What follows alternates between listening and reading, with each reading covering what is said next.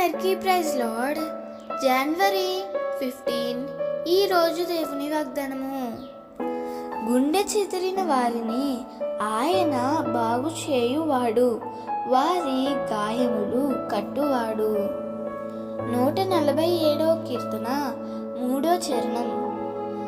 నా అనుకున్న వారే నిన్ను కాదని మోసం చేసి వదిలివేసినప్పుడు నా జీవితం అంతా దీనిపైనే ఆధారపడి ఉంది అని అనుకున్న వాటిని కోల్పోయినప్పుడు, కుటుంబంలో మరియు స్నేహితులతో చిన్న చిన్న సమస్యల వలన వారు నిన్ను వదిలేసి వెళ్ళినప్పుడు ఎదురయ్యే పరిస్థితులు నిన్ను గుండె చెదిరిన వానిగా చేయవచ్చు.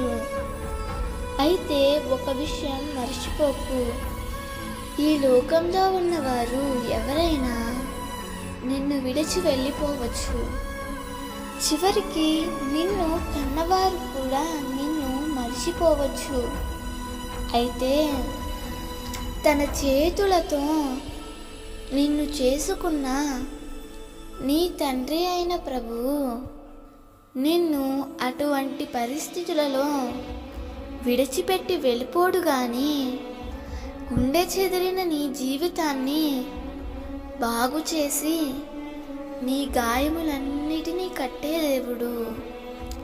అలాంటి తండ్రి నీకుండగా ఎవరో విడిచిపెట్టారని, ఎవరో దాటిపోయారని ఎందుకు కృంగిపోతున్నావు?